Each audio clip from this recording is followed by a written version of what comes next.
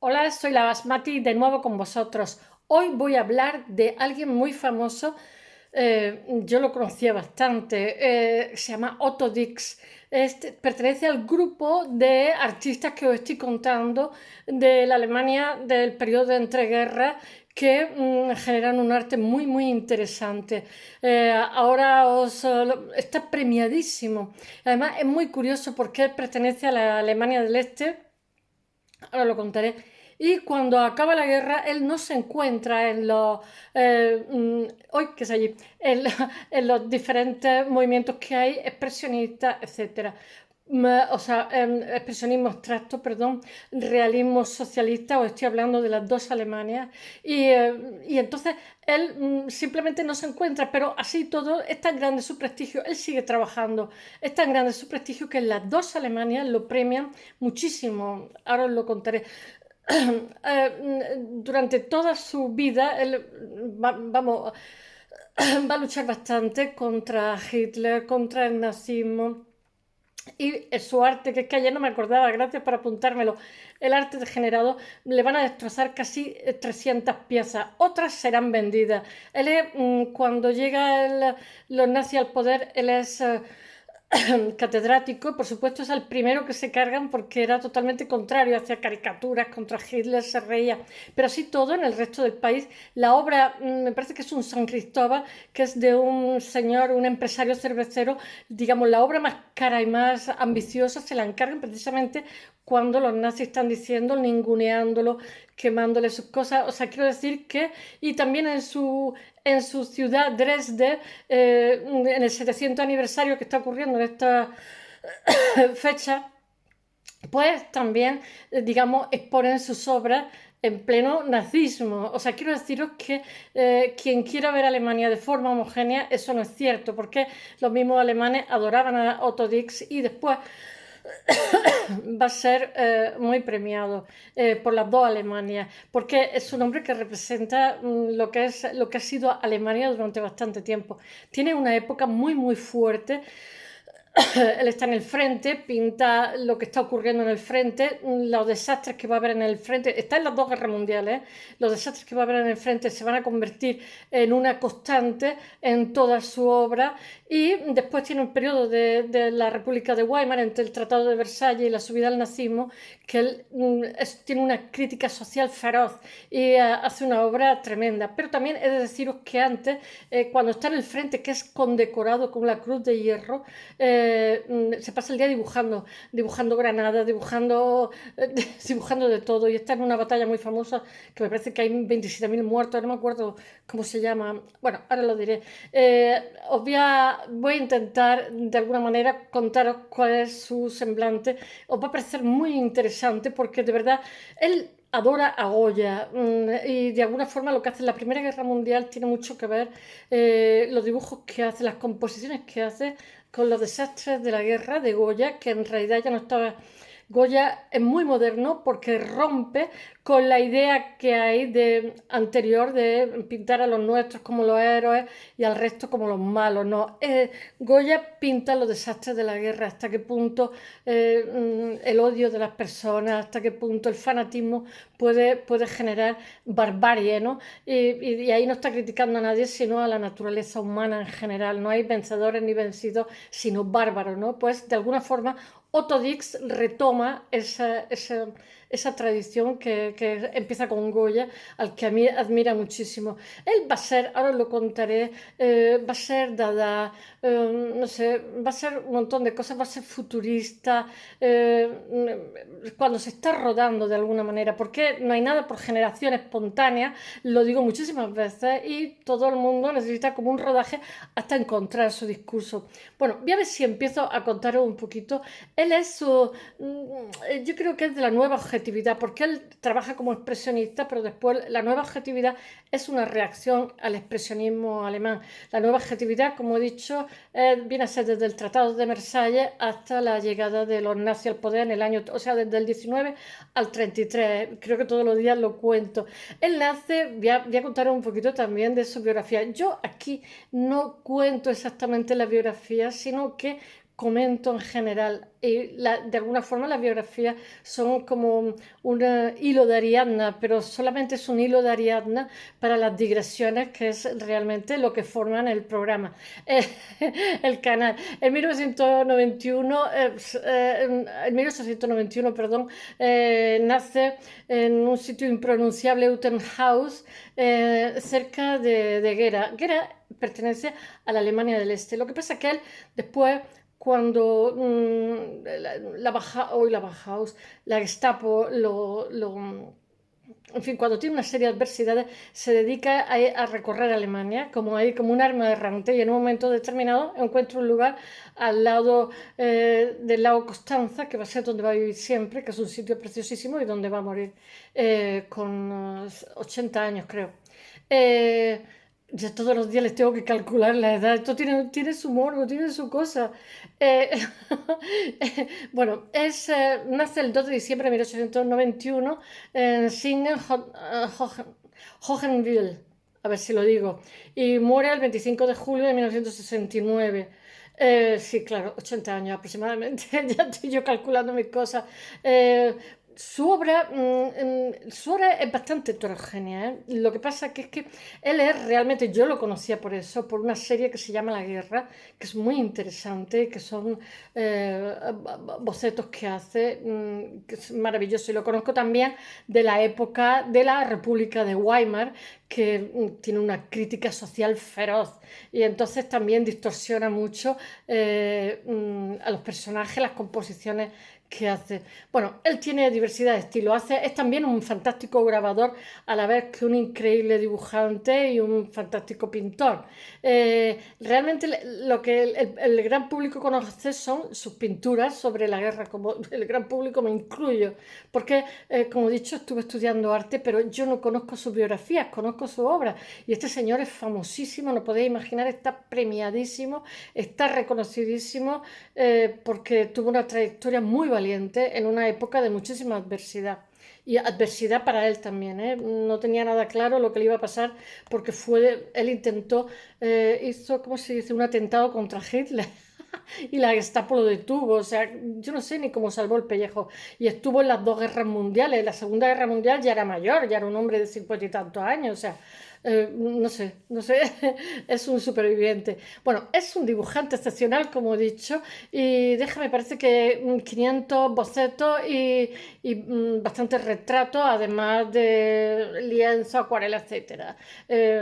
Bastante grabados. Yo conozco su grabado y son una maravilla. Y he estado viendo también exposiciones que se han hecho. Lo he titulado Violencia y Pasión. Porque me parece que las dos cosas son las que refleja él. De alguna forma evoca al Renacimiento. La mayor parte de su obra se halla expuesta en el Museo de Frankfurt, no, perdón, el Museo de Arte de Stuttgart. Y bueno, voy a hablar un poquito de su biografía, que si no me voy a enrollar a contar su obra, y quiero que de alguna forma se sepa cuándo nació, quién eran sus padres, etcétera, aunque sea por encima, porque es que si no me voy a poner a hablar de la obra que me conozco. Su padre es Franz Dix, y me parece que era de la Forja, que son bastante artistas, ¿eh? Yo cuando estuve en la Facultad de Arte nos enseñaron a hacer nuestro propio material para trabajar la piedra, etcétera. Y nos fuimos donde Guace y compramos muelles de los asientos de los coches, y todo eso, bueno, pues todo eso lo calentamos, lo moldeamos. Me parecieron unos artistas excepcionales. Lo que pasa es que yo no sé por qué regla de tres a los artesanos nunca se les ha considerado artistas. Esas divisiones tan tontas que se hacían, que el que trabajaba con la cabeza era un artista y el que trabajaba con las manos un artesano. Por favor, por favor. Ni el que trabaja con la cabeza es artista, ni el que trabaja con las manos es un artesano. Artista es quien es, y artesano el resto. Y aparte los artesanos a mí me merecen un grandísimo respeto, son maravillosos. Bueno, su padre trabaja en la forja de hierro, en una herrería, y su madre es amante de las artes, sabe música, le gusta la pintura, etcétera. Y entonces él se cría en ese entorno, en ese ambiente, y está intentando encuadrar esto, eh, y bueno, en ese entorno que es favorable. Su madre se llama Luis, y en este entorno crece. Él se considera toda la vida ¿cómo se llama? Un obrero. pero no se considera ignorante, ni inculto ni falto de recursos. Ya sabéis que en los países donde triunfa el capitalismo, la economía de mercado, los estratos sociales están muy marcados, tanto Japón, Londres, o sea, Inglaterra como Alemania. Que alguien me lo explique, pero tiene que haber alguna explicación para esto. En su etapa escolar tiene un profesor de dibujo que se llama Ernst Schunke, que es que le anima a que sea artista.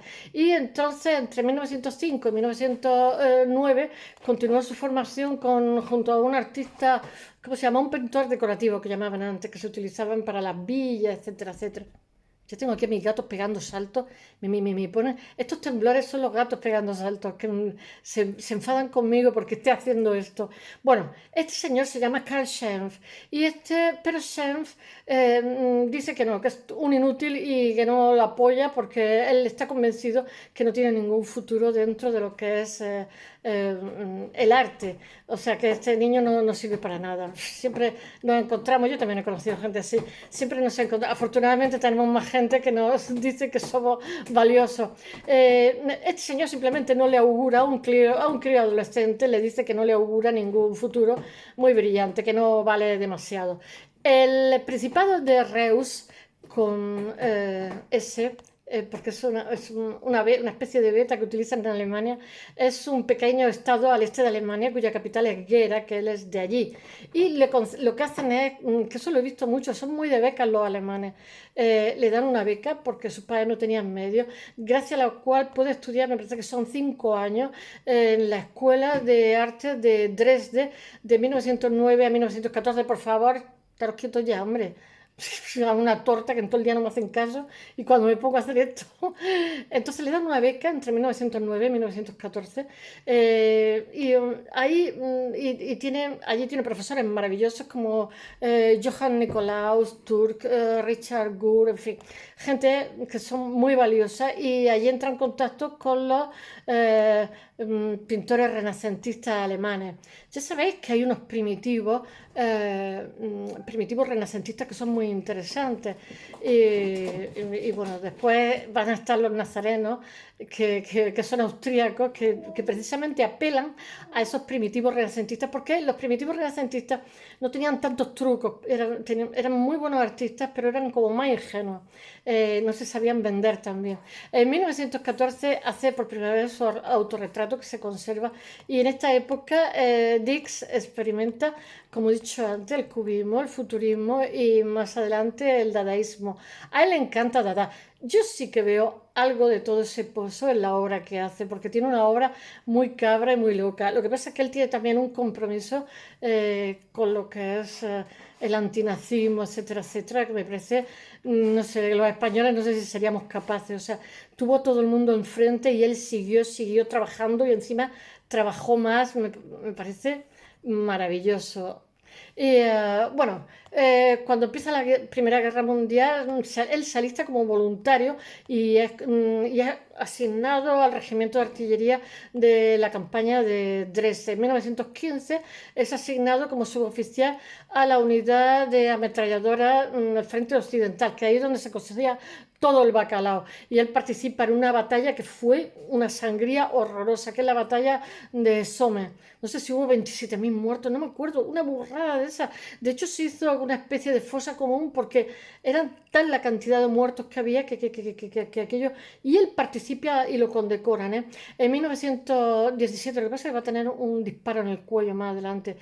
Su unidad es transferida al Frente Oriental hasta el cese de las hostilidades con Rusia. En 1918, os tengo que decir las fechas para estructurarlo, está estacionado en Flandes y después la vuelta del Frente Occidental lucha en la Kaiserschaft y bueno, gana la Cruz de Hierro de segunda clase, como he dicho antes, y alcanza el rango de Bischoffeldwebel o algo así, Bischoffeldwebel, es que no sé cómo se dice en alemán. Y en 1918, en agosto, le pegan un tiro en el cuello. Él había estado haciendo como prácticas porque le gustaba mucho volar, le atraía mucho, y nada, lo licencian porque con un tiro en el cuello ya después se repone y después vive 80 años, o sea, y trabaja muchísimo, pero en aquel momento lo mandan a casa porque este hombre ha sido bravo, ha cumplido muy bien y bueno, y le dan de baja en diciembre de 1918. A él realmente la herida no está en el cuello, sino en el alma. Y todo ese horror de la guerra, él estaba en las trincheras y estaba dibujando. Posteriormente descrito como una pesadilla. Dice que él se ve, una pesadilla que es recurrente, que él se ve en casas medio derruidas y se ve deslizándose por esas casas y que toda su vida él se arrastra a través de esas casas, cierra los ojos y yo supongo que un poquito de shock postraumático, que es lo que diríamos hoy. El trauma, ya sabéis que en griego significa la herida. Eh, es una, es una experiencia horrorosa que otra gente vino con, ¿cómo se llama? Crisis de espíritu, etcétera. Bueno, él hace una serie de 50 grabados después titulados de Krieg, que en alemán significa la guerra, que son publicados en 1924. En 1919 lo hace a raíz de todas las cosas que ha hecho la guerra. En 1919, a su vuelta a Dresde, funda un grupo que se llama, junto a un expresionista también muy conocido, que no me acuerdo cómo se llama, Konrad Felix Müller. Ellos fundan un grupo que es el Dresden Secession. Ya sabéis que estaba la secesión vienesia, ¿no? ¿Cómo se llama? El Dresden Secession Group 1919, y ellos de alguna forma quieren también emular el grupo radical de escritores, pintores, expresionistas y dadaístas que lo que quieren es realizar en 1920, hacen collages que son una crítica social. Él hace una crítica social feroz a la época y se queda totalmente, hace una crítica social feroz al horror de la guerra, a todo lo que está pasando esa sociedad, a la humillación de Versalles, en fin, a lo que va a ser el nacimiento del fascismo. Es que van de una a otra y todo eso le genera una huella emocional que se refleja totalmente en su obra y que va a ser una constante. Y quien lo vea, de verdad, hasta los dibujos, los grabados, no te dejan. Por eso yo conocía bien su obra, porque cuando alguien gusta, quieres como más te coloniza. Y por eso él, a pesar de que cuando acaba la Segunda Guerra Mundial, su estilo ya no funciona, lo siguen premiando por todos sitios, porque la obra que tiene es simplemente excepcional y refleja totalmente la Alemania de una época. En 1922 se traslada a Düsseldorf y allí se une al grupo de artistas, no sé cómo se llama, tengo que leer que lo está ahí debajo, Das Günger Reinhardt, a ver, Das Junge Rheinland, Junge es juventud, la juventud no sé qué, bueno. En 1923 se casa con Martha Koch. Me suena el vacilo de Koch y Dresde me suena también a muchas cosas. Bueno, entre 1925 y 1927 reside y trabaja nuevamente en Berlín. Berlín sabéis que era y es un centro de arte, un centro, ¿cómo diría yo?, de permisividad. Berlín en aquella época era un hervidero. En esta época en esta ciudad su obra alcanza las cotas más altas porque él se ríe mucho de Hitler, lo satiriza y también satiriza exagerando, como dije ayer, de otro autor que van con ellos, realmente hace, ¿cómo se dice? Una crítica social y un análisis de toda lo que es la trayectoria. Y todo esto es cuando emerge la nueva objetividad en la cual él está muy inserto, por decirlo de alguna forma. En 1927 consigue la cátedra. Tener en cuenta que todos los artistas tienen que vivir de otra cosa porque siempre hay alta y baja. Te pones de moda, no sabes por qué, y dejas de estar de moda y tampoco sabes por qué, pero mientras tienes que comer todos los días. Entonces todo el mundo hace por dar clase, por tener una cátedra. Y él consigue una cátedra que en 1933, cuando llegan los nazis, lo primero que hacen es apartarlo de la enseñanza.